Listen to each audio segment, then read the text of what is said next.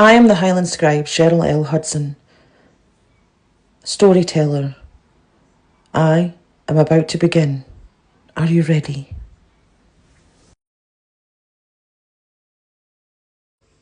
I am the Highland Scribe, scribe to the stones, to the winds, to the bloodlines that walk unseen.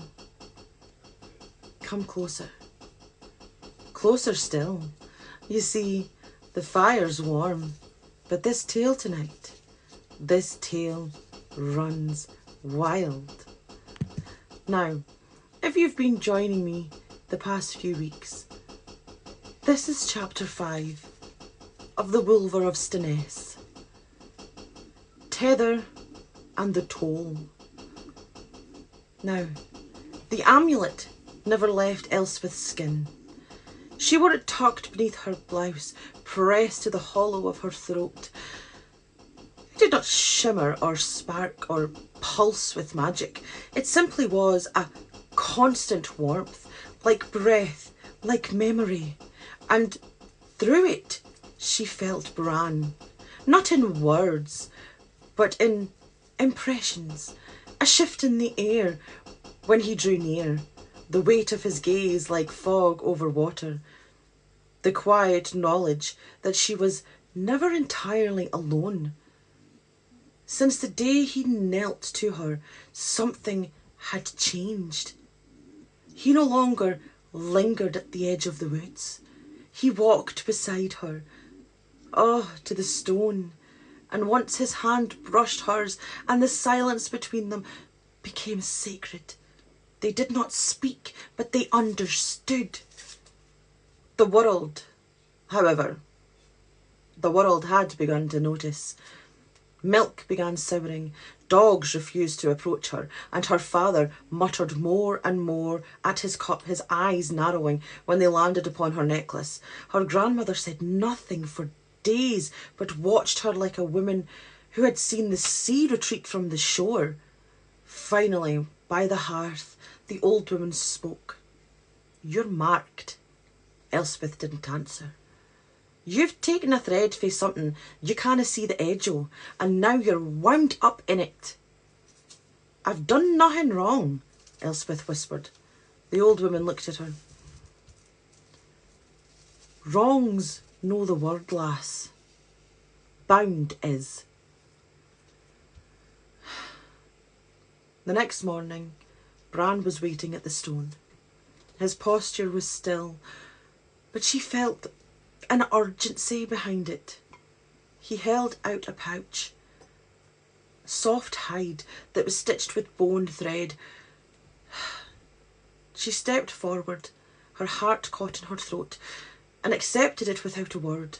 Inside there were 3 smooth, black stones, warm to the touch. The amulet flared faintly against her chest. "Protection," came the whispers, not in sound but in knowing. "Place them where the breath runs thin." She didn't understand then, not until that night. You see, the wind began shifting just after dusk.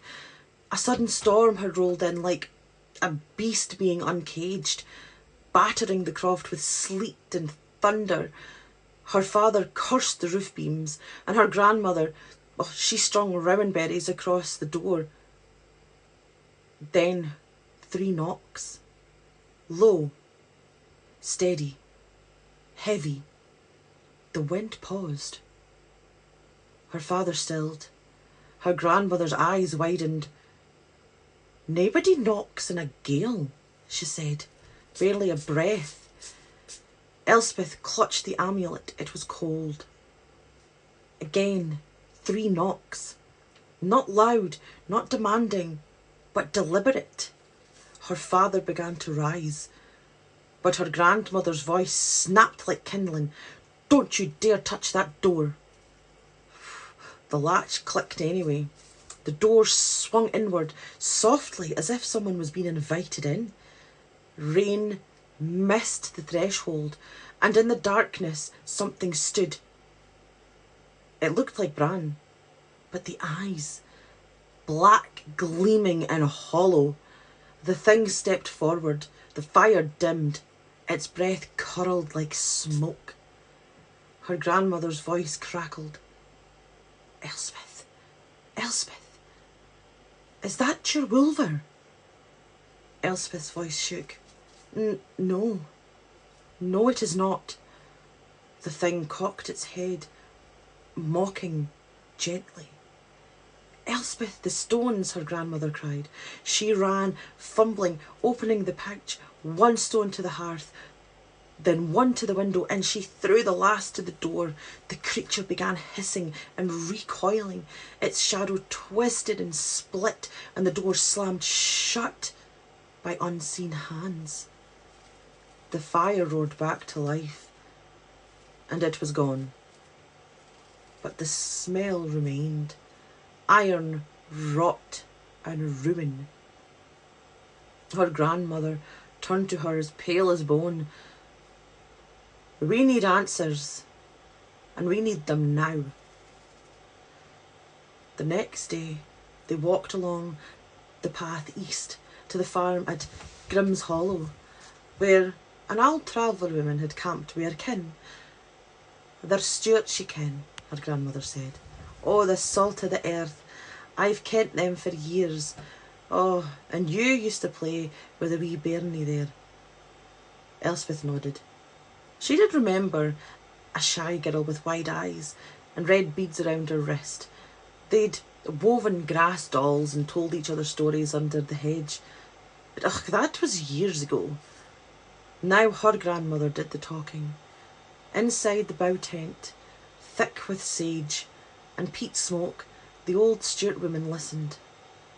She said nothing for a long time, only lit another candle and stirred something in a cup. Finally she spoke. Her words were deep and steady. Aye, there are Wulvers. No many, solitary by nature, but there is mair than one. And all keep to the old ways. She looked hard at Elspeth. There are laws they must follow, oaths. They dinna mix with men. No. And they dinna take bonds. And if one breaks the law... She stopped. What happens? Elspeth asked. The woman's gaze turned to the fire.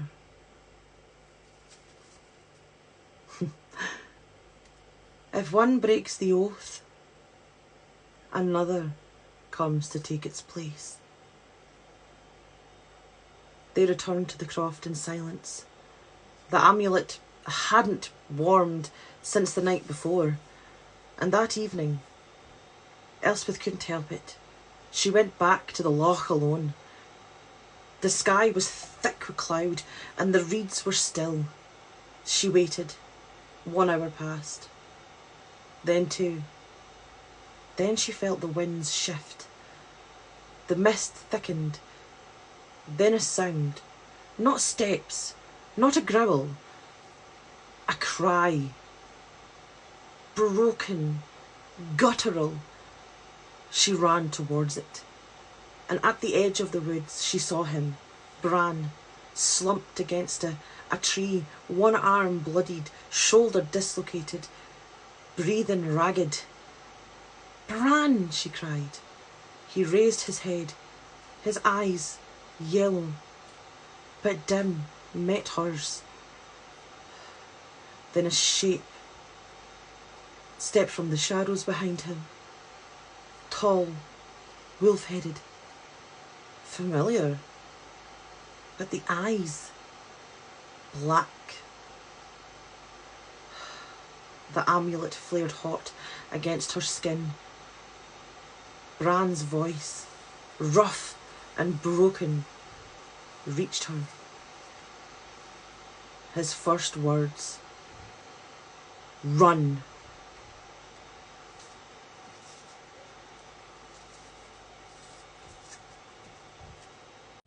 I am the Highland Scribe, scribe to the stones, to the winds, to the bloodlines that walk unseen. I hope you are enjoying the Wulver of Stenness series. Join me next week for chapter 6, if you dare.